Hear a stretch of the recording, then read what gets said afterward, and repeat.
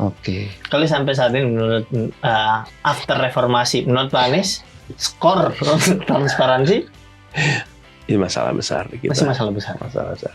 Salah satunya itu transparansi dalam proses pengambilan keputusan, transparansi di dalam eksekusi, dan transparansi dalam evaluasi. Menurut saya belum. Kita masih jauh. Itu harus ada. Kalau ada transparansi, maka akan kelihatan nih orang-orang yang benar nih.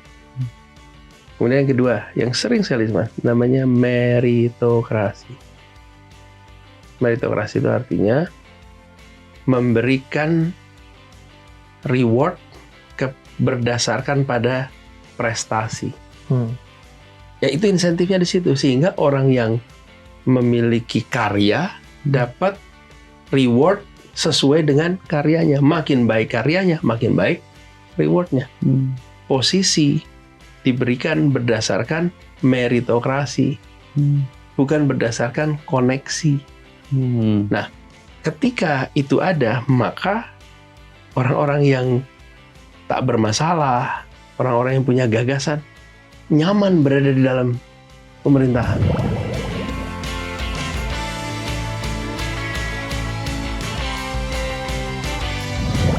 Anies ini izin mengenalkan latar studio kita. Iya. Ini Sengaja didesain seperti ini, seperti kelas di TK. Karena saya dan Bintang percaya bahwa TK tuh tempat kayaknya penasaran kita lagi tinggi-tingginya. lagi tinggi-tingginya. Puncak-puncak belum dipangkas dengan entah oleh keadaan atau guru-guru yang mungkin juga Oleh secara resminya nggak sengaja. struktur Kali itu mungkin ya. struktur jam, Iya. struktur Iya, pelajaran, betul. struktur komunikasi, struktur interaksi. Ya. Ini kita bikin yang emang paling peaknya kita pengen. Tapi udah bertanya. ada perkalian ya TK? Udah ada Ada pertanyaan. Udah di ya? TK kami. Ada. Ada Kalideres juga ada. Bukan, itu udah nama daerah. Ini maksudnya kali tuh dikali maksudnya. bukan perkalian tuh kayak kali Ciliwung. Bukan. Sorry. Pak Anies konteksnya ini. Oke. Gini. Jadi ini dibikin seperti TK Pak Anies. Dan kita sepakat bahwa Kenapa kelasnya? Kenapa? Karena kami sepakat bahwa hal besar itu tercipta karena pertanyaan kenapa Pak Anies. Jadi mumpung ada Pak Anies, saya mau nanya, Pak Anies ini dari mana? Saya dari kantor. Itu kan harus tahu dulu. Kita sebelum nanya Mas jawab harus tahu dulu. Gitu Pak Anies. Dari kantor tadi ke sini. Dari kantor. kayak lu panjang jelasin nggak terlalu penting berarti pertanyaan. Tapi Pak Anies, ini kita mulai dengan hal-hal penasaran dulu Pak Anies ya. Saya kemarin ngobrol sama Bang Beler pas mau ini ke Pak Anies kita nanya apa ya? Ini benar-benar pertanyaan jujur dari kita dan kayak kita nggak tahu deh. Gimana rasanya Pak Anies mencoblos muka sendiri Pak? Tahu. Gitu ya. Iya, kayak aneh lu masuk ke kotak suara dan melihat wajah lu sendiri dan terus dipilih. Terus kalau nyoblos yang lain gimana dong? Iya, agak salah juga. Agak salah. Agak salah sih udahlah. Jadi ya coblosnya di otak sendiri. Benar. Kotak sendiri, di wajah sendiri. Walaupun nggak ngeliat wajah, walaupun nggak kena wajah sih. Nah, Iya jangan dikenain wajah. jangan dikenain wajah. Yang penting di kotak. Di kotak. Di kotak. Kenapa Pak Anies ini kan seperti yang kita tahu bagus banget ya kalau di depan publik tuh berbicaranya menjelaskan tegas, sesuatu, lugas, on point. Tapi kenapa ada stereotip bahwa orang yang jago berbicara nih selalu diimbangi dengan orang yang tidak bisa bekerja? Iya. Kenapa stereotip itu berkembang ya, Pak Anies? Kayak bahkan ada inian bandingannya, orang kalau bisa kerja mah nggak banyak ngomong. Iya. Kenapa yang kayak gitu tuh cukup menyebar di kalangan kita ya Pak? Ya karena sebagian besar kita jenis pekerjaan yang tidak mengharuskan bicara. Iya. Oh iya benar. Ya mayoritas kita pekerjaannya juga harus bicara. Ini di ruangan ini yang bicara 2 nih, kameramen, kemudian arrangement nggak boleh bicara. Iya. Mayoritas kita tukang kayu, bikin rumah, karoseri itu benar. mayoritas dari kita Petani, itu benar. pekerjaannya nggak harus bicara. Nah, kalau dia menjadi pejabat publik, dia menjadi orang yang berada di wilayah politik, maka pekerjaannya itu ada 3 aspek. Gagasan, komunikasi, dan tindakan atau karya. Jadi bayangin coba kalau bupati, gimana Pak? Nggak, semuanya saya kerjain aja. Dia macul. Enggak, tugas dia tuh ambil keputusan. Tugas pejabat publik itu mengambil keputusan. Karena itu kita kasih dia kewenangan. Kewenangan dia di tingkat kabupaten. Ada yang dikasih kewenangan di tingkat provinsi. Ada yang kita kasih kewenangan tingkat nasional. Nah, dia ambil keputusan nggak boleh ngomong. Iya sih. Dia ambil keputusan nggak pakai gagasan. Nggak pakai komunikasi. Harus. Dan yang mengerjakan bukan dia. Misalnya nih, diputuskan membangun jembatan 20 jembatan dalam satu kabupaten. Kan bupati memutuskan dari problemnya, ada gagasan yang diselesaikan dan bangun jembatan. Dia komunikasikan, kita butuh 20 jembatan.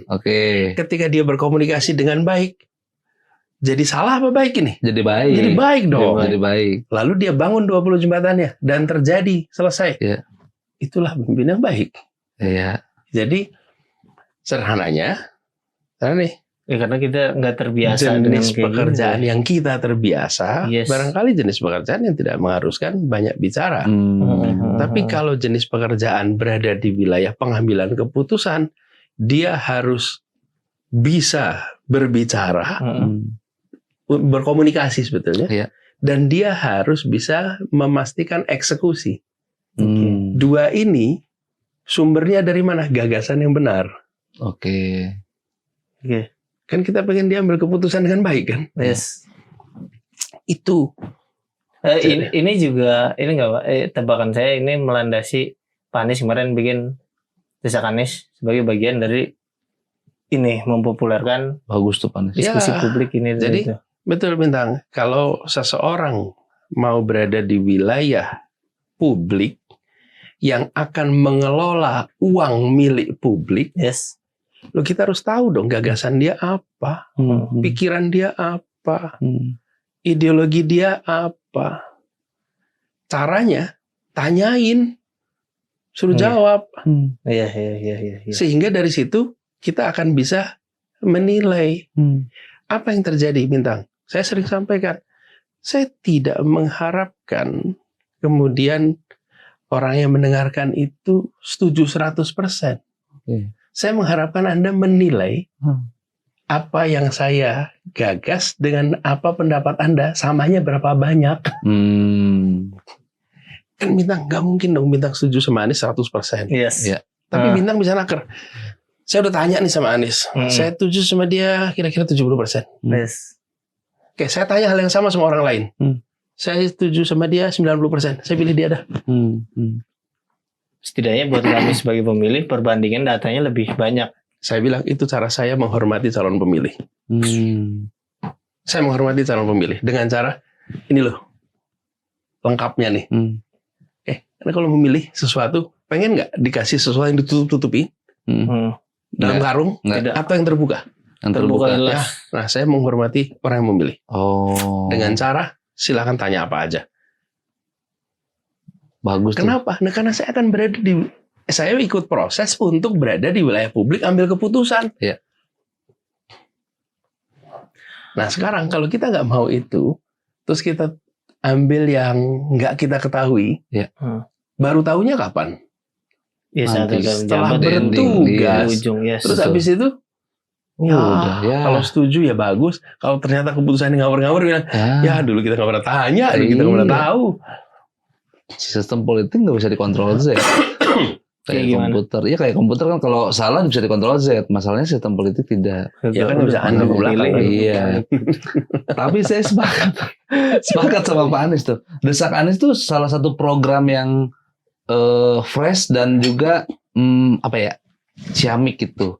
Saya penasaran, Pak Anies kan ketemu sama banyak mahasiswa di situ. Macam-macam ya, ada petani, ada mahasiswa, ada segala macam kelompok. Mahasiswa pertanian maksud saya Pak Anies.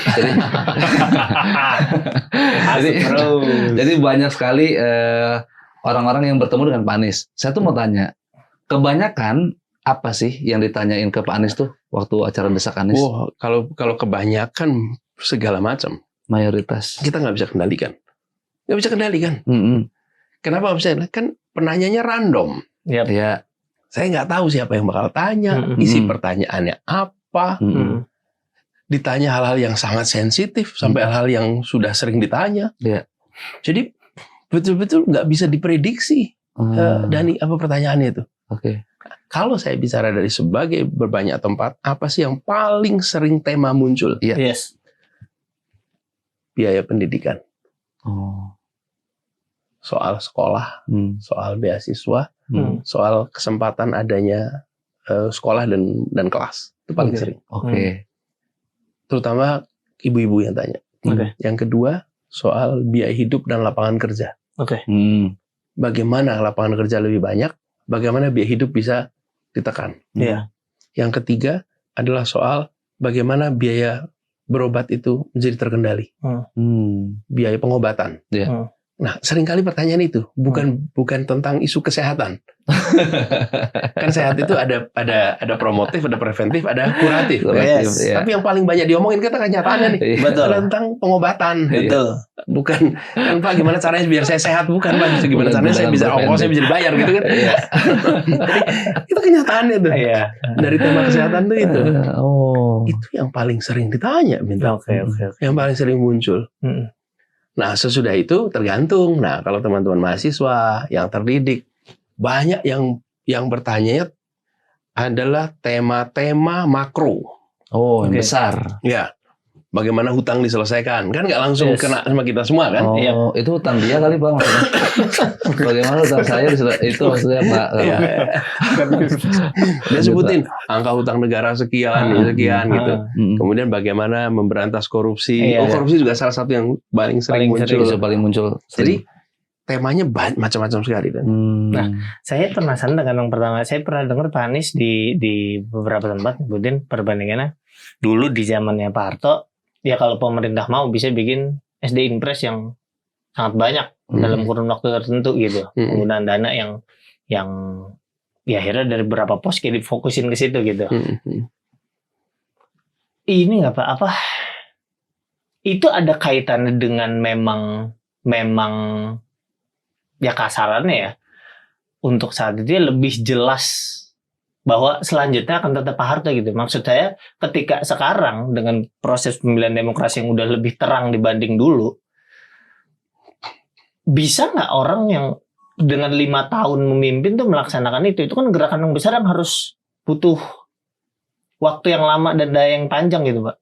Jangan kalau ngambil nyerap dari beberapa pos-pos yang lain, mungkin kesannya jadi kayak yang nggak populer gitu kebijakannya. Bisa nggak itu diterapin Pak dengan sistem yang sekarang per 5 tahun harus dipilih mengandalkan dengan kepopuleran yang ada di bawah-bawah gitu. Langkah-langkah ekstrem itu gimana bisa diterapin tuh Pak? Iya. Jadi menyelesaikan soal ketertinggalan, kemiskinan itu memang ada dua rute yang sekarang itu seringkali harus dikerjakan bersama-sama. Ya, kemiskinan nih, 2 jalur nih. Ya. Satu, menyelesaikan kemiskinan. Itu ya waktu itu dikerjain ya di era Orde Baru dengan cara membangun SD Impres, membangun KUD, listrik masuk desa, kemudian ada BRI unit desa, kemudian ada pembangunan jalan ke desa, banyak tuh. Itu yang kita sering sebut namanya teknokratis. Penyusunan kebijakan untuk menyelesaikan masalah. Nah, yang politis itu seringkali, karena politis ini tujuannya membuat orang bahagia, membuat pihak-pihak menjadi suka, menjadi senang. Nah, saya sering analogikan nih, pemberian bansos, pemberian uang transfer langsung kepada rakyat, itu membahagiakan yang saat ini sedang miskin, tapi tidak menyelesaikan kemiskinannya. Yang ini menyelesaikan kemiskinannya, tapi butuh waktu. Nah, Bintang tadi benar, ketika di era itu dia nggak membutuhkan membahagiakan karena dia nggak akan nyoblos yang lain. Karena dipaksa juga nyoblosnya kan waktu itu jelas tuh satu partai aja yang boleh coblos. Nah, sekarang dia harus mengkombinasikan antara teknokratis menyelesaikan masalahnya dengan dan happy memberikan kebahagiaan yang sedang punya masalah. Yang nggak boleh itu kan cuma ini aja satu nih, membahagiakan yang punya masalah, masalahnya nggak selesai. Iya betul. Terus seneng aja terus setiap kali itu senang, tapi masalahnya nggak selesai. Nah ini harus dua-duanya bisa dikerjain sekarang. Walaupun ya akhirnya dengan jangkauan yang ya memang harus dibagi rata akhirnya energinya. Yang Bintang bilang tadi, banyak persoalan membutuhkan waktu lebih dari 5 tahun. Iya. Karena itulah dibutuhkan tadi gagasan, ide. Jadi kalau tadi bicara tentang mencerdaskan kehidupan bangsa, salah satunya pendidikan. Maka gagasannya dibuat sederhana aja gagasannya. Setiap anak yang lahir, dia ada bangku SD. Emang, jadi lihat nih, di Kabupaten X, kalau lahirnya per tahun 100.000, berarti harus ada kursi SD 100.000. Kalau itu ada, berarti setiap anak bisa sekolah. Tapi kalau bangku SD-nya aja baru 70.000, udah langsung saat itu tahu ini nggak berencana nyekolahin, rencana aja nggak ada, jumlah bangkunya aja nggak ada kok. Bintang mau terima 100 tamu, tapi bangkunya cuma 60, ya udah tahu gini cuma nyambut 60 orang bukan 100. Benar. Jadi gagasan setiap anak dapat sekolah satu bangku. Nah gagasan itu dikomunikasikan, kemudian diwujudkan. Alat ukurnya apa? Jumlah bangku SD sama dengan jumlah anak lahir. Nah yang kedua, jumlah bangku SD kelas 1 sama dengan kelas 12. Selesai nggak itu masalah? Selesai. Sampai SMA. Sampai konsep selesai. Sampai gagasan selesai. Habis itu kasih waktu untuk eksekusi. Tahun pertama bangun 20.000. Tahun kedua 20.000. Tahun ketiga 20.000. Tahun kelima bisa 100.000. Iya. Tapi harus mulai gagasan tuh. Iya. Nah kalau kita nggak pakai gagasan, nanti kita bikinnya random. Ketemu Bintang habis ngobrol bikin A, ketemu Dani habis ngobrol bikin B. Gitu. Nah karena itulah penting tahu apa masalahnya, rumuskan masalahnya, ada gagasan untuk menyelesaikan, dibahas, putuskan. Iya, tapi kan nggak semua gagasan beres di 5 tahun dong, Pak Anies. Ada yang butuh jangka panjang. Ini dia, yang butuh jangka panjang itu, kenapa komunikasi publik itu penting? Karena itu kenapa komunikasi jadi penting.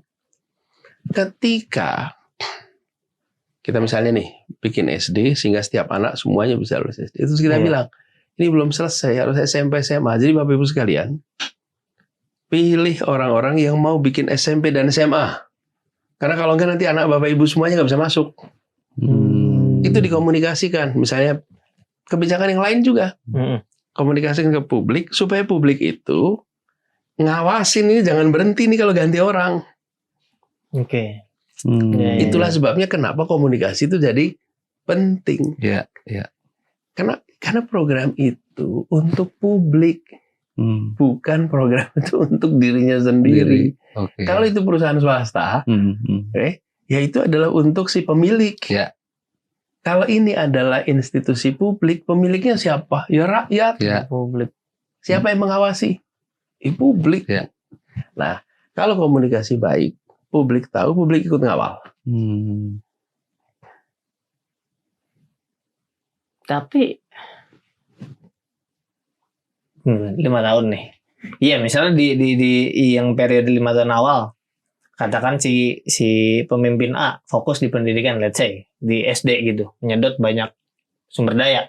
Lalu yang B muncul menjanjikan hal yang lain. Ada kemungkinan dong tidak lanjut ini si program si A di masa kepemimpinan B dengan fokus yang lain. Misalnya akhirnya dioper yang dijual ke para pemilih, para juri ini, ayo kita fokus ke kesehatan akhirnya mangkrak kan itu. Kalau di pemerintahan ada yang namanya undang-undang. Jadi rencana itu dimasukkan ke dalam undang-undang. Kalau undang-undang dia harus dilaksanakan oleh semua orang. Kalau di daerah namanya perda, peraturan daerah. Sehingga itu harus dibiayai. Even sampai tuntas. Mau meskipun berganti. Oke. Itulah sebabnya ada istilah dikunci dengan undang-undang. Dikunci dengan aturan hukum. Supaya harus dilaksanakan terus ke depan. Walaupun udah berganti istilah orang. Ada seperti itu. Nah, tapi ada catatan ya di sini ya. Yang dikerjakannya adalah hal yang publik pasti setuju. Mekanismenya gimana Pak? Artinya itu sesuatu yang kalau diperdebatkan ya orang misalnya gini. Program untuk wajib belajar 12 tahun. Wajib dilaksanakan. Kemudian alokasi anggarannya ada. Itu kan masuk akal. Tapi kalau misalnya saya nih atau siapalah pemimpin politik yang kemudian memaksakan dibikin undang-undang. Sebenarnya pada nggak setuju nih. Dipaksain bikin undang-undang.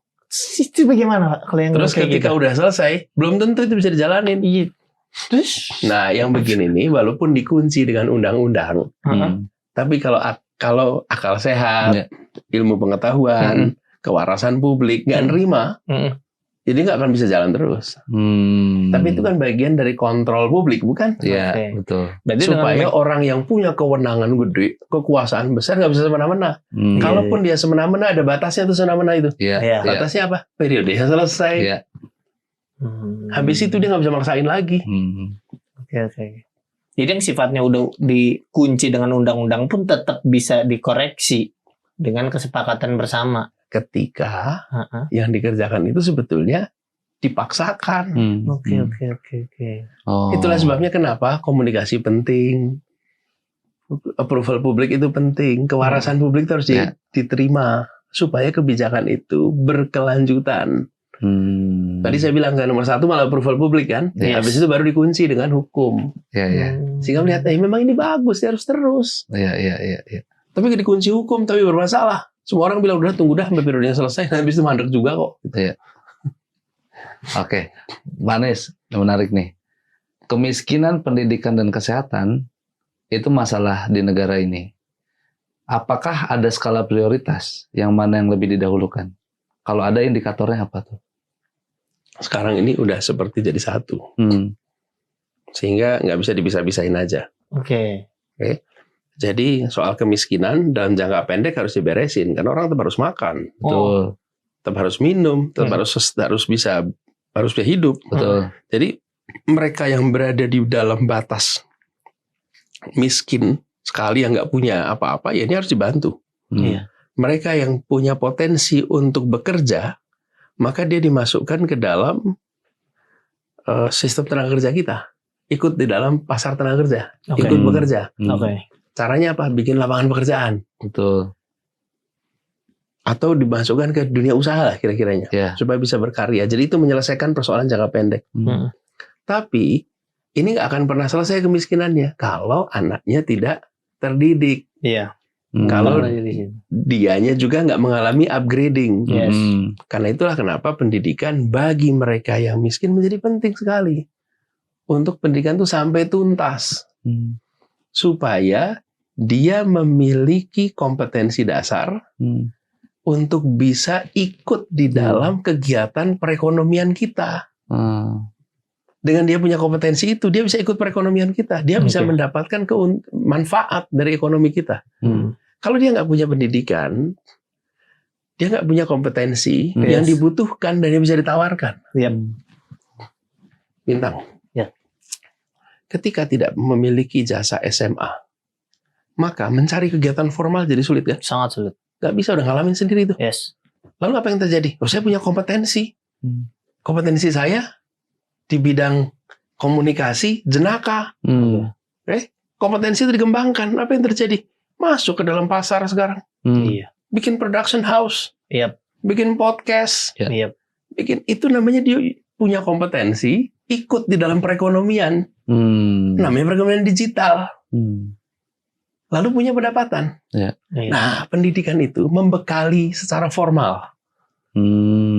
Bintang dapatnya informal. Tapi itu pendekatan supaya punya kompetensi. Dengan kompetensi dia bisa ikut dalam perekonomian kita sebagai orang yang memiliki jasa, tenaga, pikiran. Lalu pulang dapat penghasilan.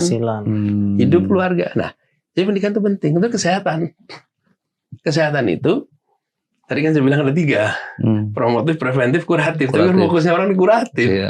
Udah kena dulu baru gimana ya berbuat. Nah karena itu ya mau tidak mau preventif, promotifnya itu harus digenjot. Hidup sehat itu harus digenjot. Digenjot kampanyenya, digenjot kesadarannya, sehingga beban kuratif itu berkurang. Dengan apa? Dengan ya hal yang sederhana. Makan yang baik, makan yang teratur, yang bergizi, olahraga cukup, istirahat cukup, sederhananya gitulah kira-kira. Tapi itu jadi kampanye supaya hidup sehat itu menjadi kebiasaan. Nah, jadi ini nggak bisa dikerjain pisah-pisah nih, harus dikerjain bareng-bareng.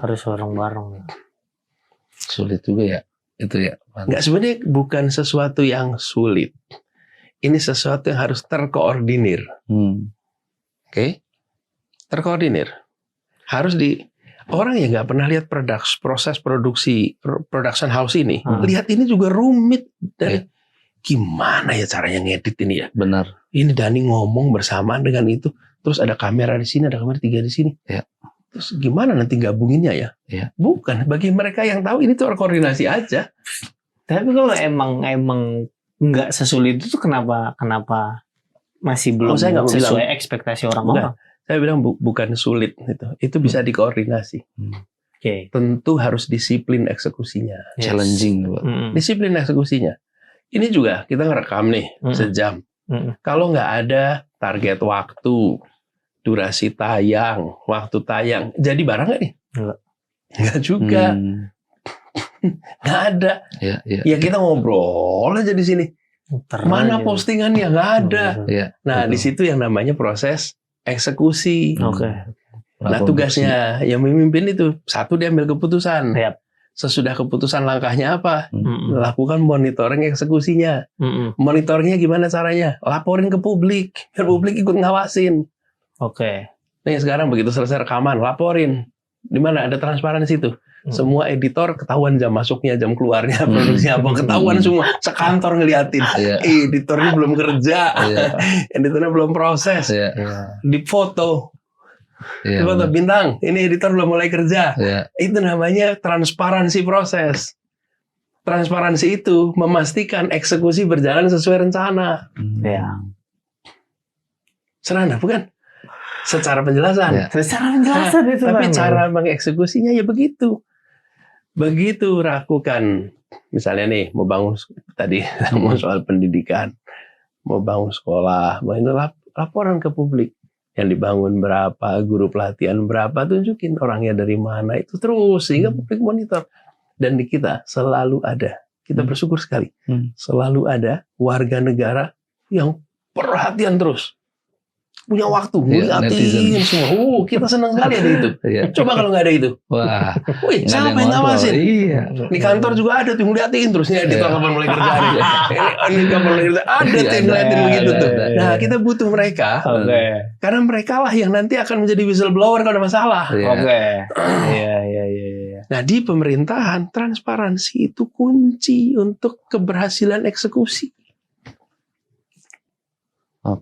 Kalau sampai saat ini menurut after reformasi, menurut Pak Anies skor untuk transparansi ini masalah besar kita. Masih masalah besar.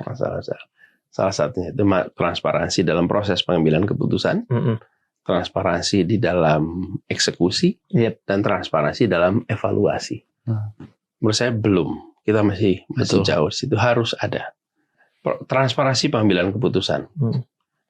Kita lihat nggak nih? Siapa saja yang bicara, siapa saja yang dilibatkan dalam pengambilan keputusan, apa saja faktor yang diperhatikan. Malah kita sering totok lo udah jadi undang-undang. Kita nggak tahu ceritanya. Ingat Undang-Undang Cipta Kerja? Ada transparansi. Nggak tahu totok keluar, ngatur semua urusan. Kaget semua kita. Saya di pemerintahan aja ikut kaget juga. Apalagi saya yang dikembangan waktu itu. Kembangan lu apalagi di sono. Iya, makanya saya juga membayangkan bagaimana orang-orang di dalam itu Pak Anies. Maksudnya gini, ketika seseorang bisa sampai di titik menjadi pemimpin, salah satu decision maker, itu kan proses menuju sananya banyak kompromi yang harus dilakukan untuk dapat entah dukungan berbentuk suara atau dukungan dalam proses mengerjakannya nanti. Nah, bagaimana dia bisa membagi kompromi-kompromi ini untuk tetap menjalankan cita-cita yang emang dia pengenin gitu. Kayak maksudnya, ya let's say, even ketua partai pun menjadi ketua partai juga ada dukungannya, ada kompromi-kompromi yang harus dilakukan dalam partai itu. Maksudnya, apa yang bisa dilakukan satu orang ini untuk memperbaiki sistem yang emang dirasa, oh udah nggak oke nih, harus dilakukan nih, gini. Ya. Hidup itu penuh dengan keputusan-keputusan untuk kompromi. Penuh dengan itu. Terus bagaimana caranya kita bisa merasa tenang dengan kompromi yang kita kerjakan? Karena kita berhadapan dengan hidup yang tidak sesuai dengan idealita. Iya. Dalam rumah tangga begitu. Iya. Dalam keluarga begitu. Betul. Bisa kencang-kencang. Dalam lingkungan. Setuju saya. Harus kencang banget. Ada aspirasi. Jadi biasa aja. Refleks Panis. Silakan lanjut Panis. Jadi menurut saya itu bukan sesuatu yang aneh. Karena dalam hidup kita selalu berhadapan dengan situasi tidak ide. Hampir selalu kita. Tidak ideal. Terus gimana caranya supaya kita itu nyaman ambil keputusan? Gini nih, kalau kita punya pegangan nilai nih, ini pegangan nilai kita nih. Karena kompromi itu kan nyimpang ya. Yes, dari apa yang pengen tuju gitu. Nah, kalau punya pegangan, kita tahu nyimpang, nanti kita berbalik lagi. Nah, ketika ini nggak ada nih, bintang, nggak ada nih, nyimpang, nggak sabut kalau nyimpang. Lebih jauh lagi, nyeri nih. Udah jauh nih dari pegangan itu. Karena itulah kenapa ideologi tadi penting. Kenapa gagasan itu penting. Kenapa pikiran itu penting. Supaya nanti dalam perjalanan, ketika kita ketemu situasi yang tidak ideal, nah ideal, kita harus ambil keputusan. Di situ, ambil keputusan dengan bisa menjelaskan. Nih situasinya begini, karena itu saya harus keputusan ini. Oke. Tapi juga tahu bahwa ini nyimpang nih, saya harus kembali lagi. Oke. Nah, itulah pentingnya moral kompas namanya. Oh, morkom singkatan. Nah, kalau punya moral kompas tuh, pegangan tuh. Iya. Oh iya, arahnya begini nih. Iya. Jangankan pengambilan keputusan itu, kita pengembaraan aja. Iya. Jalan kompas atau ketemu sama tebing yang dalam sekali. Iya.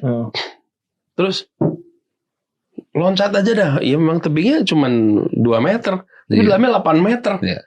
Pakaian papan berani lewat situ. Belum tentu. Iya. Karena 8 meter. Muter kita jauh. Tapi kita tahu ada pegangan. Bisa balik. Kalau nggak ada pegangan nih bintang. Nah yang bintang sering barangkali dimaksudkan bintang nih. Iya. Nah, pegangan itu. Nah. Panis, ini saya nyangkut lagi balik lagi dikit tadi yang soal ada mention tentang kemiskinan dan apa Pendidikan. yang harusnya 2 tangan sekarang malah bukan sekarang ya maksudnya yang harusnya 2 tangan yang ditakutkan justru fokusnya ke yang kiri aja yang bagian menyenangkan kehidupan menyenangkan penerima tapi tidak menyelesaikan masalahnya. Yes, itu banyak yang berpendapat bahwa secara kasarnya bahkan ada lapisan-lapisan masyarakat yang dipiara dalam keadaan seperti itu agar tetap jadi lumbung suara kasarannya. Banyak yang berkata seperti itu. Lalu apa yang bisa, misalnya memang ada yang seperti itu dan memang ya udah yang disalurkan, yang disodorkan adalah solusi jangka pendek ini terus. Apa yang bisa mereka lakukan, Pak, untuk berkontribusi dalam ya udah nih, gimana kita bisa bantu ini jadi jangka panjang? Kan biasanya perubahan tentang gaya pemberian itu kan di pemilu itu kan, Pak. Pemilu berganti, orang yang selanjutnya kita ganti stylenya. Nah, tapi si orang yang akhirnya bergantung terhadap apa yang disodorin, apa yang dikasih oleh bansos ini sebagai mesin hidupnya ke depan, ini apa yang dia bisa lakukan? Apakah dia harus, kita mengabaikan kemungkinan dapat bansos lain nih ke depan untuk kita percaya ke opsi yang lain yang menjanjikan jangka panjang. Atau gimana? Karena kan hidup terus jalan nih. Apa kita harus menolak kemungkinan bansos yang berkelanjutan ini, bansos yang melanjutkan dari pemerintah sebelumnya gitu. Ya. Jadi ini yang Bintang bilang ini adalah dilema yang dihadapi semua negara yang menggelontorkan bansos dalam jumlah yang besar. Dilema ini dihadapin. Kenapa? Karena satu sisi bansos ini adalah jangka pendek. Tapi menyedot anggaran yang besar untuk melakukan perbaikan yang sifatnya menyelesaikan masalah membutuhkan anggaran yang besar juga dan waktu yang panjang. Betul. Karena itu penting sekali bagi proses pengambilan keputusan seperti ini itu dapat perdebatan publik. Karena yang berdebat di publik itu biasanya bukan penerima bansos. Kayak berdebat publik itu adalah orang-orang yang memahami tentang penyusunan kebijakan. Policy maker, apakah itu ekonom, apakah itu sosiolog, apakah itu antropolog, itu orang-orang yang terlibat dalam penyusunan. Nah, mereka yang memberikan masukan, komentar, kritik, sampai kapan situasi seperti ini itu berjalan terus. Kemiskinan itu berjalan terus. Nggak bisa, mau nggak mau harus ada koreksi. Koreksinya di mana? Menurut saya koreksinya itu bukan semata-mata menghentikan bansosnya. Koreksinya adalah penciptaan lapangan pekerjaan. Dengan ada lapangan pekerjaan, maka mereka yang semula tidak bekerja menjadi bekerja. Sehingga ada kemandirian. Dengan kemandirian itu, maka mereka tidak harus menerima bantuan. Jadi berkurangnya bantuan karena mereka memang mendapatkan kemandirian. Pemasukan dari yang lain. Nah, ini pelan-pelan digeser supaya mereka dapat pekerjaan, dan dengan dapat pekerjaan mereka tidak lagi layak untuk menerima bansos. Tetapi keringanan-keringanan lain tetap diberikan. Keringanan lain itu kan gini. Sesungguhnya bagi keluarga yang dia butuhkan apa sih? Yang dia butuhkan adalah beban untuk hidup dikurangi. Nah, beban itu dua. Cara menguranginya. Satu, dengan meningkatkan pendapatan. Dua, dengan mengurangi pengeluaran. Nah, kita cara bantunya apa? Mengurangi pengeluarannya. Misalnya, semua biaya pendidikan ditanggung negara. Seluruh biaya seragam dan lain-lain semua diambil negara. Transportasi dibiayai negara. Dengan kendaraan umum mereka digratiskan. Biaya kesehatan itu tujuannya mereka yang baru pindah dari subsidi total bantuan, kemudian ketika dia punya pekerjaan, maka uang dia nggak habis untuk yang begini. Uang dia bisa dipakai untuk nabung, untuk kegiatan. Nah, yang kebutuhan-kebutuhan dasarnya, negara membantu dengan cara seperti tadi itu. Nah, dulu bansos itu juga diberikan. Dengan apa? Kan bansos itu artinya mereka nggak harus belanja beras, nggak harus belanja itu. Pelan-pelan itu mereka bisa kendalikan. Nah, memang ini nggak bisa dikerjakan begitu saja, ini bertahap. Tapi harus ada garis kebijakan mengentaskan kemiskinan. Itu harus ada. Tapi kalau itu nggak ada, ya ini akan terus-menerus. Kata-kata yang Bintang gunakan tadi, itu bisa dipelintirkan, Bintang. Apa tadi? Fakir miskin dan anak yatim dipelihara oleh negara. Itu bisa diartikan apa coba? Dijaga terus ada, dipelihara. Dipelihara itu kan bukan tetap terus menerus ya supaya ada gitu. Kayak kita melihara kucing, kucingnya supaya ada terus gitu. Bukan. Dipelihara oleh negara itu artinya diambil tanggung jawabnya untuk mereka jadi sejahtera, mandiri. Bukan dipelihara, dijaga di situ dijaga terus. Tolong ya supaya ada terus. Benar kan tuh? Kata pelihara itu beda maknanya tuh di situ. Benar kata pelihara tadi. Benar. Dan itu benar, konstitusi kita bilang begitu soalnya, Bintang. Nah, tapi kita harus mengartikan bukan dijaga supaya ada terus. Tapi disejahterakan. Nah, caranya dengan pemberian. Karena itulah kenapa penting penyediaan lapangan pekerjaan itu. Dan di dalam persoalan ini ada yang disebut sebagai jebakan subsidi. Kayak gimana? Jebakan subsidi itu misalnya gini. saya terima bansos, terima bantuan ABCDFG, sebulan sebutlah nilainya 3 juta. Bantuan-bantuan. Saya bekerja UMP 3,5. 4 juta. Kalau saya kerja, saya nggak dapat ini. Capek-capek cuma dapat lebih 1 juta. Nah itu sebabnya kenapa dalam pengambilan keputusan itu dalam tanda kutip ada ilmunya juga, dan ada praktek-praktek yang sudah terjadi di banyak tempat. Sehingga ketika kita bicara ini harus ada selisih yang cukup signifikan untuk memberikan insentif kalau lu mau supaya kerja. Nah itulah sebabnya kalau bekerja maka ini dibebaskan. Oke, kalau itu saya menarik tuh, karena saya bisa mendapatkan bekal lebih banyak nih. Nah, jadi ada banyak hal yang bisa terjadi dalam proses memindahkan itu saja dari ketergantungan atas bantuan menjadi hidup mandiri. Karena ada yang berpikir rasional itu dia bandingin, kerja nambahnya segini atau nggak kerja dapatnya segini. Kelihatannya enakan di sini, ini nggak ngapa-ngapain dapat gitu. Nah itu jebakan itu. Nah itu jebakan yang kita subsidi. Jadi balik soal ini, Bintang, untuk ini bisa diselesaikan, mau tidak mau di tingkat kepemimpinan yang mengambil keputusan harus punya tadi visi, punya misi untuk menyelesaikan. Tapi kalau misi itu nggak ada, ya nggak akan pernah selesai. Itulah sebabnya kenapa penting untuk diawasi, dimonitor, dituntut.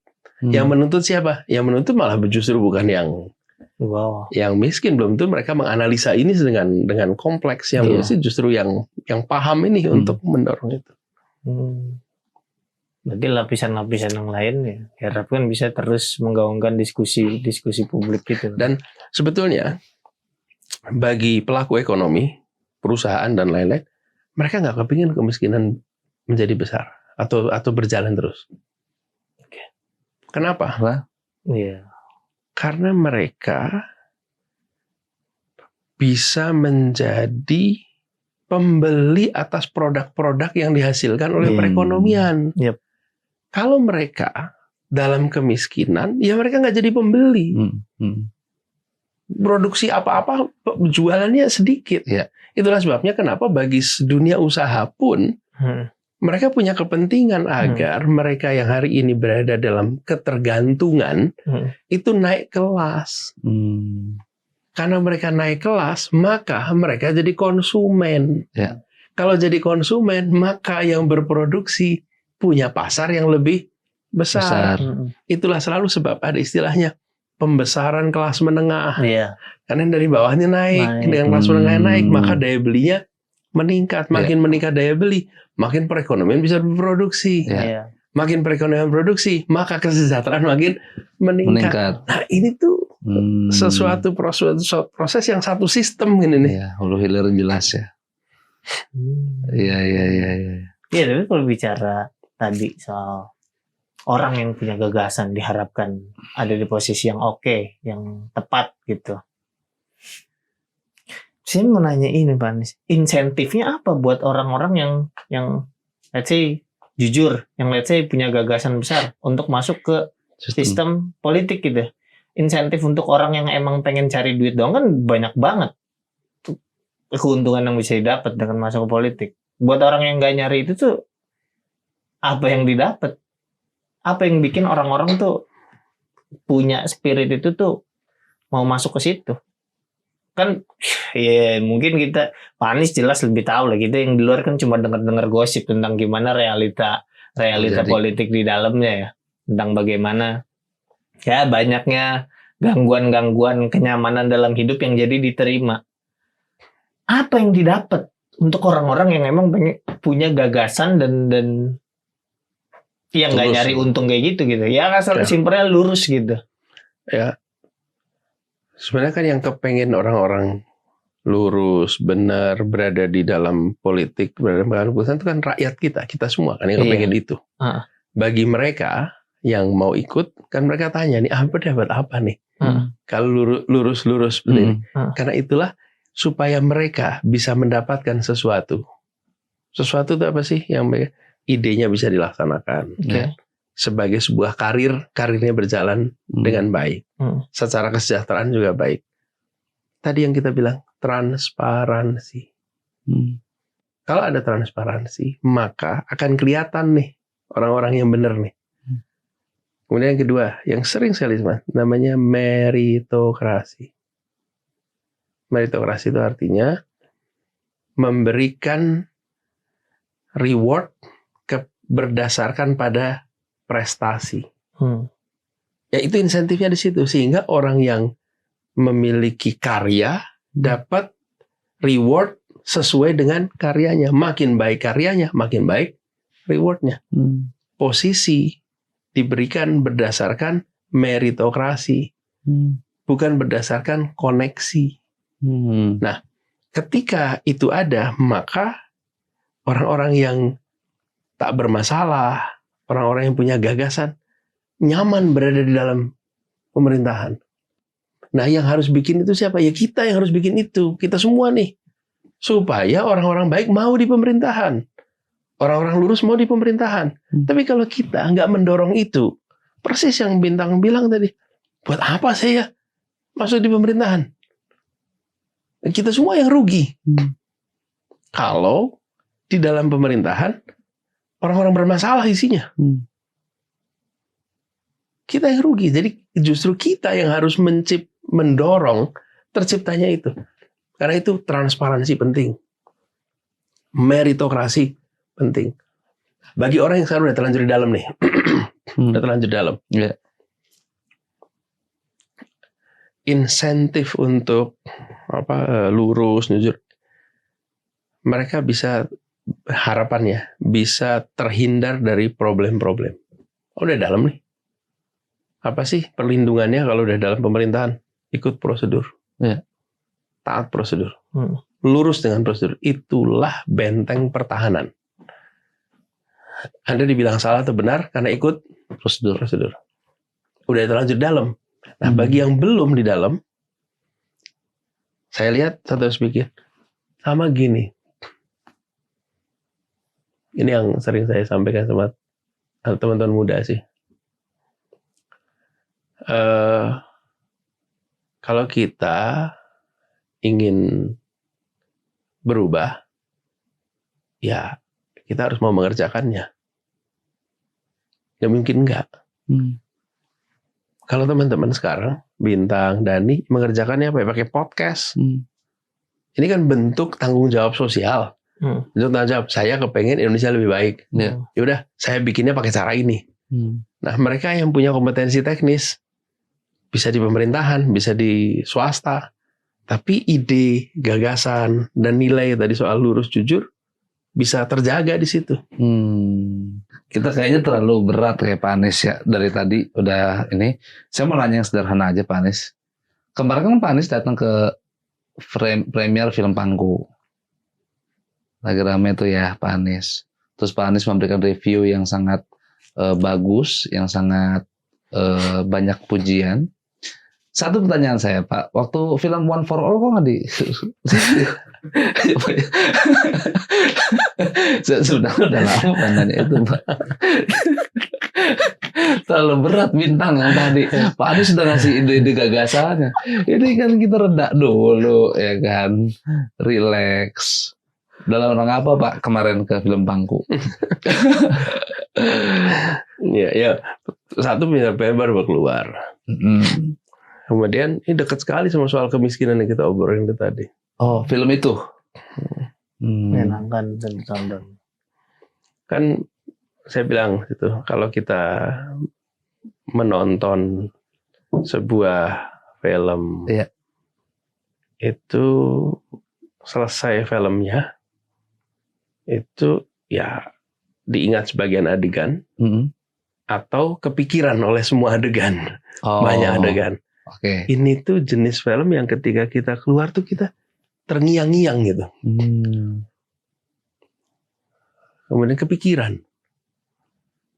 dan memancing untuk refleksi. Nah, kemarin ketika lihat Pangku itu merasakan yang tipe kedua nih.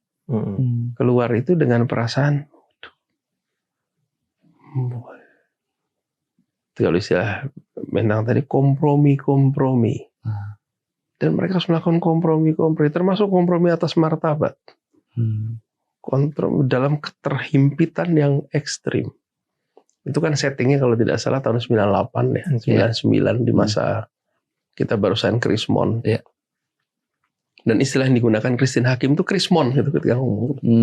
Nah, ini salah satu hal yang saya menarik dari film Pangku ini, itu irit dengan percakapan. Oh, nggak banyak dialog. Nggak banyak dialog. Saya di awalnya agak kecewa. Sebenarnya kenapa ya tidak banyak dialog gitu. Kekuatannya pada kamera, kekuatannya pada angle, adegan, pada visual. Nah, setelah film ini berakhir, lalu saya kan merasakan refleksi itu. Justru saya jadi mudah ingat. Karena ada begitu banyak dialog-dialog yang pendek-pendek, yang kecil-kecil. Coba kalau itu dialog terus itu. Bahkan yang ketangkap cuma berapa tuh? Iya, masuk akal. Atau bahkan mungkin kesunyiannya latarnya itu berdialog juga, memberikan makna juga ya. Iya. Nah, memang film tidak punya tugas mendidik ya. Tapi film itu memberikan kepada kita pengalaman emosional.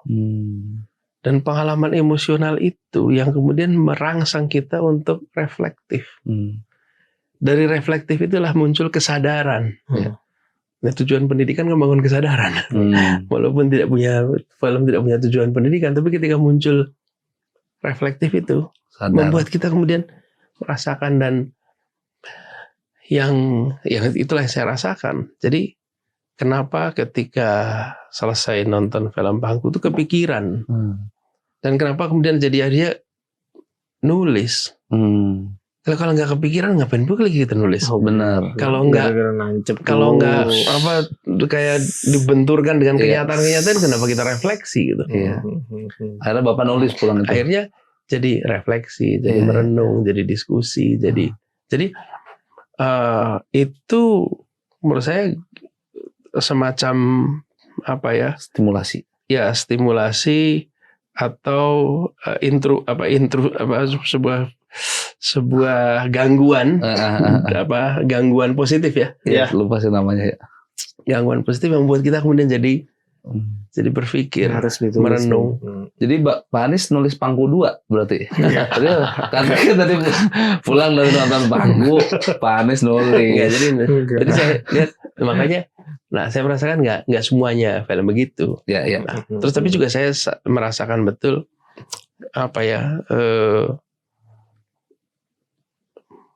lengketnya Indramayu karena suhu, karena panas, tepi pantai. Nyampe perasaan itu. Nyampe. Make up-nya itu ini sekali, reflektif sekali di situ. Keren.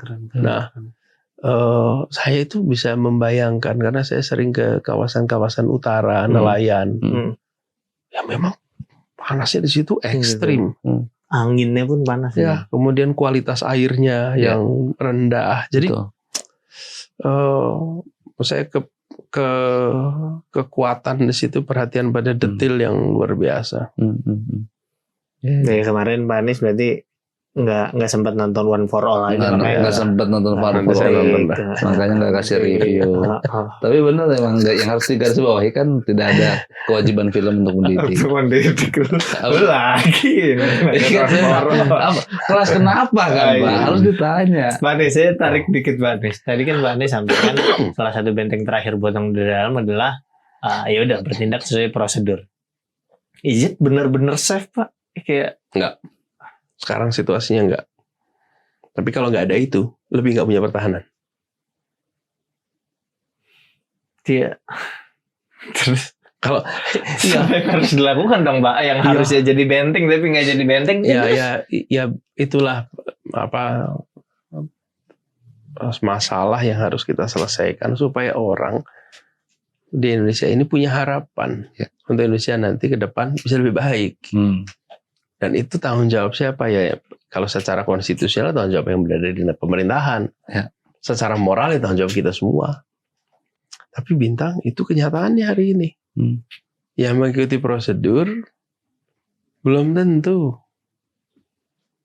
Selamat. Belum tentu. Saya udah ngalamin tuh, teman saya namanya Tom tuh ngalamin begitu. Mengikuti prosedur berarti ada aja tuh. Nah itu sebabnya kenapa penting Tom itu diberesin nih. Nah, kan berarti masalah soal sisi penegakan hukumnya selalu nggak jelas anginnya kan apa ya? Tapi kan gini. Apakah kita semua ingin ini diteruskan? Kondisi ini diteruskan? Iya. Ada yang mengambil keuntungan dari sistem ini. Iya. Oke. Tapi banyak juga yang dirugikan. Yang dirugikan itu pengen berubah. Dan makin hari jumlahnya makin banyak. Saya beri contoh. Mau kegiatan usaha di Indonesia. Tapi nggak ada kepastian hukum. Kenapa nggak ada kepastian? Saya ikut prosedur. Ternyata usaha saya jadi masalah. Nggak bisa dipegang omongan. Betul kan? Kan ini soal kepastian. Ikut prosedur ternyata bermasalah. Apa yang terjadi? Jadi nggak mau ngaruhin kegiatan di Indonesia. Pertanyaan, ini mau dibiarin begini, nggak akan ada lagi mau datang ke Indonesia, nggak mau invest, nggak mau. Invest itu jangan dibayangin rumit-rumit ya. Seorang yang punya warungnya pelanggannya banyak, terus dia mau membesarkan warungnya dengan 2 kali lipat, dia harus kontrak sebelahnya. Dia perlu modal, itu perlu investor.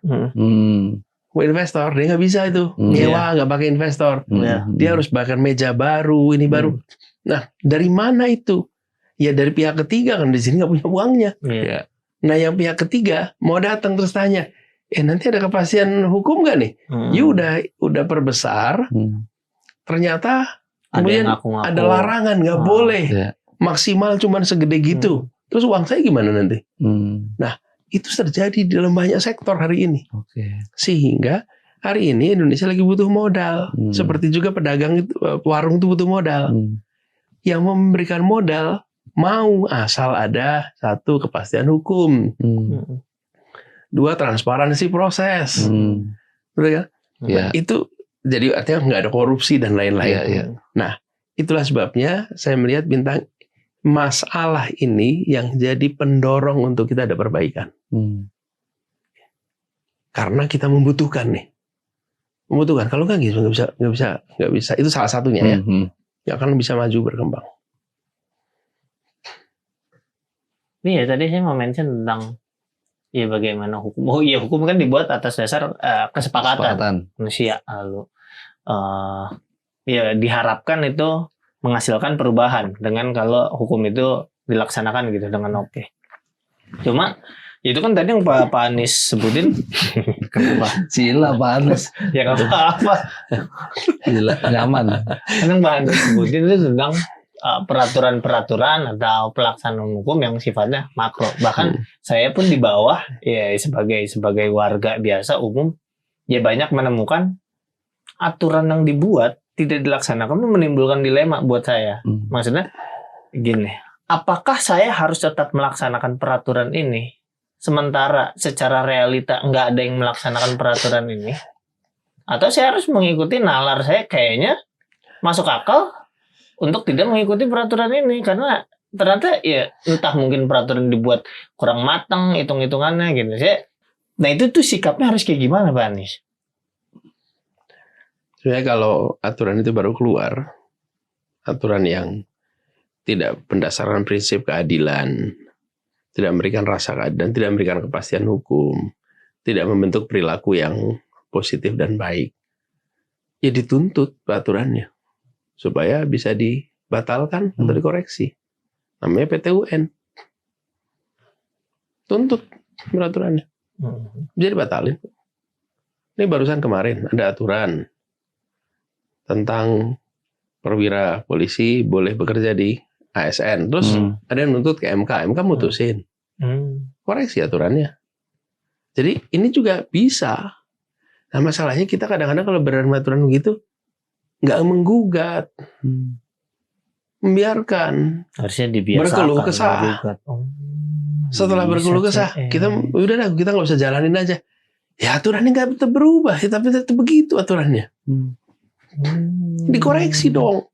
Obrolin di podcast ini. Sebut yang tanda tangan siapa, tanda tangannya kapan, baca aturannya ini nggak masuk akalnya di sini nih. Disorot semua orang. Bawa ke pengadilan, namanya PT-UN. Berubah aturannya nanti. Kalau pemerintahnya benar ya nggak diubah sama PT-UN. Gitu.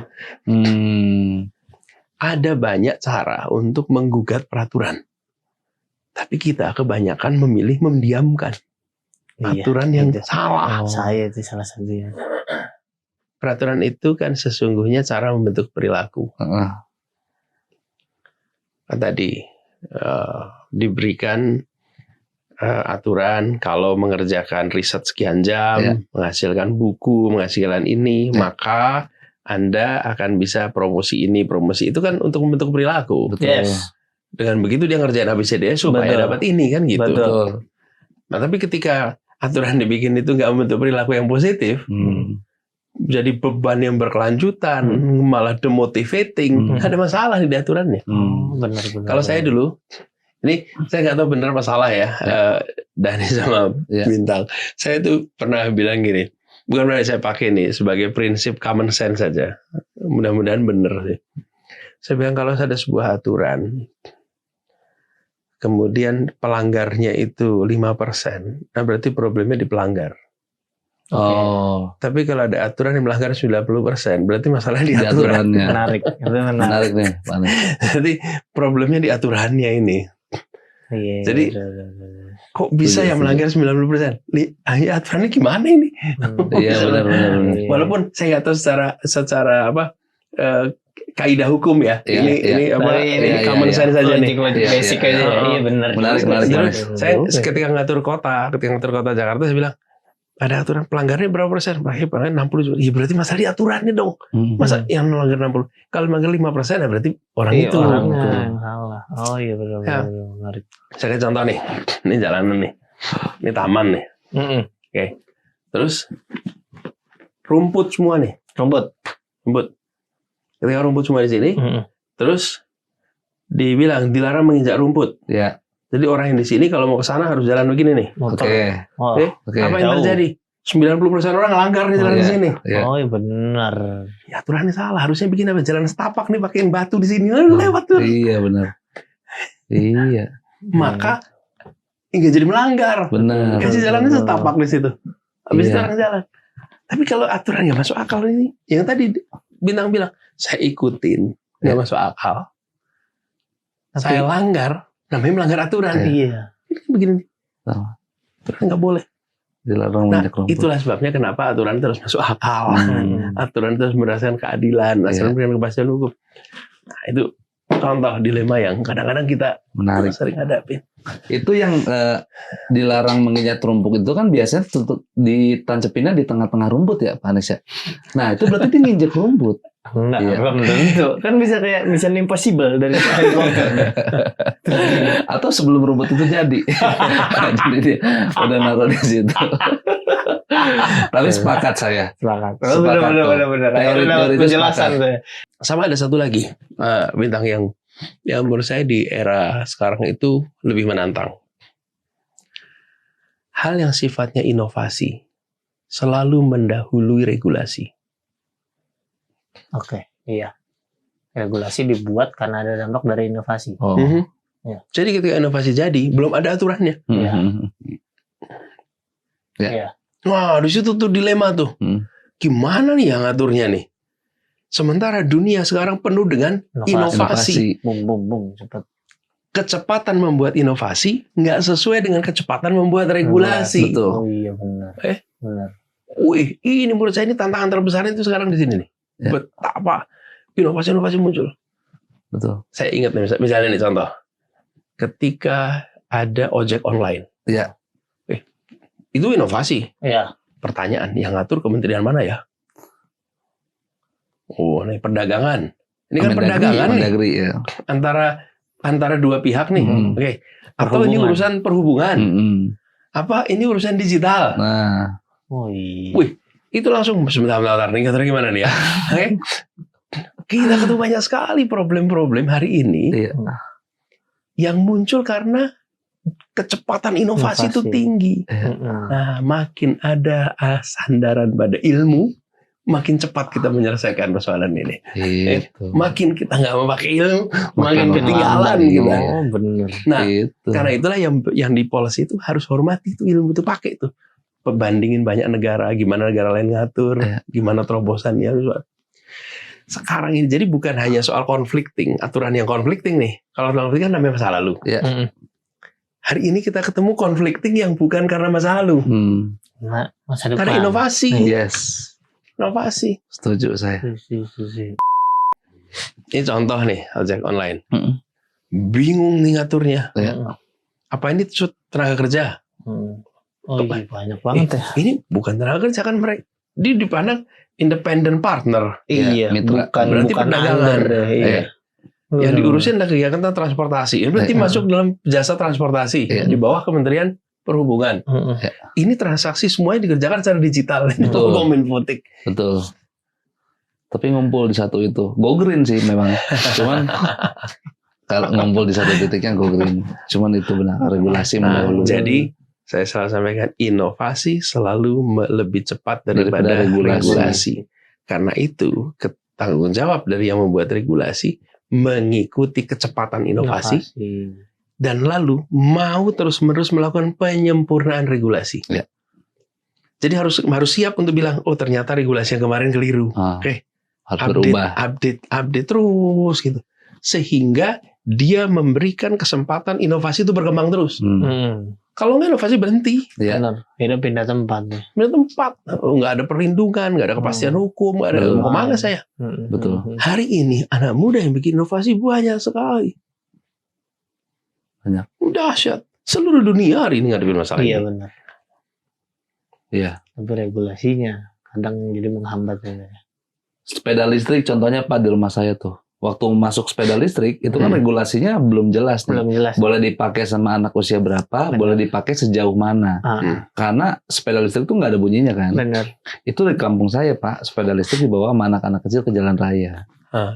Ini kan bahaya, saya tegur adek pakai sepeda listrik ke jalan raya, emang nggak takut mati? Kata dia, enggak bang, tinggal dicas. Coba Pak. Ini jawabnya gimana? Ini sebenarnya jawabnya gimana? Saya mau gimana Pak Anies? Ini siapa yang bertanggung jawab? Iya. Sepeda itu kan listrik. Pergi barengan berasa prediksi. Bukan. Ini resikonya bisa diprediksi. Kamu prediksi. Itu regulasinya belum ditata ulang, sehingga inovasi masuk duluan. Iya, sama lah itu regulasi untuk kendaraan bermotor. Ketika masuk listrik tuh undang-undangnya masih ngomong soal CC, besaran motor. Nah, ini nggak pakai CC lagi. Orang udah nggak pakai karburator, apa sih itu fuel injection, tapi udah pakainya listrik. Nah, itulah sebabnya kenapa harus cepat tuh. Makanya jangan heran sekarang mobil listrik kan sekarang ada itunya biru tuh anti gage. Mungkin suatu saat nanti akan kembali normal.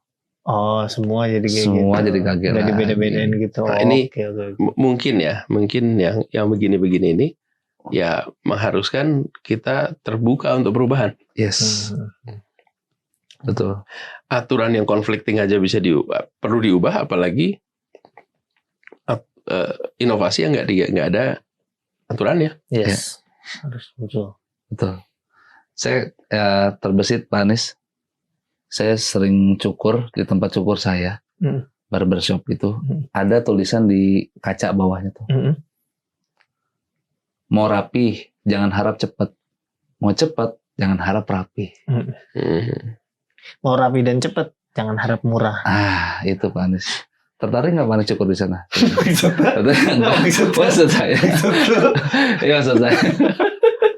Maksud saya, apakah itu yang sedang tercermin di birokrasi negara kita sekarang gitu. Apa-apa kalau cepat nggak rapi, apa-apa kalau rapi ya ntar lah butuh waktu gitu. Iya, seharusnya harus gitu ya. Jadi kalau itu saya sih cari tempat syukur yang lain. Iya. Cuman kalau saya harus nge-ranking, maka saya akan pilih ranking nomor 1-nya rapi dulu. Oh, rapi dulu ya. Baru kecepatan. Ya. Iya. Oh. Rapi. Kenapa? Karena kalau kecepatan saya masih bisa kendalikan waktunya. Kalau ketidakrapian sepanjang keluar dari barber itu saya nggak bisa kendalikan lagi udah. Saya bisa ngoreksi udah nggak bisa. Iya. Masuk akal. Masuk akal. Jadi kalau kita ngadepin dilema itu, maka tanya pada diri sendiri. Urutan prioritasnya apa nih? Okay. Kalau urutan prioritasnya adalah tadi kerapian, ya sudah kita cari yang mau rapi dulu. Oke. Tapi urutan prioritasnya adalah durasi, ya udah ambil yang durasi. Nah, itu tiap-tiap kasus beda-beda. Saya beri contoh. Masuk COVID kita nggak pernah bayangin, belum ada regulasi. Betul. Kemudian disiapin regulasi, prosesnya cepat nih. Ini. Ya memang pada waktu itu butuhnya cepat. Ya udah, itu situasinya begitu. Tapi kalau kita bilang nanti 3 tahun lagi akan ada pandemi, sekarang kita bikin aturan. Nah sudah kita bikin rapi nih. Karena kita tahu nih pandeminya akan 3 tahun lagi. Nah di situ menurut saya kita pokoknya gini, setiap kita ketemu dengan dilema, apapun itu, putuskan prioritasnya apa. Oke. Apapun dilema itu, putuskan prioritasnya apa. Nah dari putusan itu, kemudian kita bisa menjelaskan mengapa itu diambil keputusannya. Kalau kita nggak pernah ngeputusin, nggak bisa jelasin. Nice. Poin. Nggak bisa jelasin. Karena itulah kenapa penting mutusin nih prioritasnya 1, 2, 3. Oke. Jadi ketika tanya kenapa Pak begini, ya ini penjelasannya. Karena prioritas saya 1, 2, 3. Basis dalam ini mengambil sikap sistematis, yes. Kan itu kan keputusan. Kan customer sedang dikasih kewajiban untuk jadi pengambil keputusan di situ tuh. Iya. Tapi kalau dia bilang gitu, tempat ini adalah cepat dan rapi, udah nggak bisa ambil keputusan. Iya. Iya benar. Setiap kali masuk ya pasti dia dapat ini. Iya. Tapi kan wah, harus dilema nih. Cepat Dilema nih. Rapi ya. Berarti kan dia si pencukur itu memindahkan dilema dia kepada si customer. Ya harusnya diselesaikan masih customer, tukang cukur. Tukang cukur nggak berani making decision ya. Makanya kalau kita ya. Oh iya, jadi kita yang pusing. Kita yang bayar padahal. Iya benar. Kita yang bayar, kita yang pusing nih. Makanya kalau ketemu tukang cukur begitu, cari tempat lain dah. Dia nggak mengambil keputusan. Benar. Loh, harusnya dia latihan supaya bisa cepat. Dia harusnya sehingga dia melakukan improvement tuh. Kita nggak harus ngadepin dilema, datang ke sini cepat dan rapi. Betul. Lu udah potong rambut, tanda potongnya itu situ tuh. ABC. Ini gunting. Oke, terima kasih banyak Pak Anies. Boleh nanya-nanya ini itu. Terima kasih waktunya. Terima kasih. Semoga sama-sama. Terima kasih Dani Bintang. Terima kasih udah selama ini dengan pesan-pesan yang amin. Apa ya saya bilang ini kalau istilah Jawa tuh meletik. Meletik lah ya, meletik itu. Gitu. Meletik itu apa ya? Cerdas. Cerdasnya itu cerdas ya nggak kepikiran gitu. Bisa ya gitu. Saya juga kalau nggak kepikiran sih Pak Anies bilang saya cerdas. Itu sih, terima kasih Pak Anies. Terima kasih teman-teman.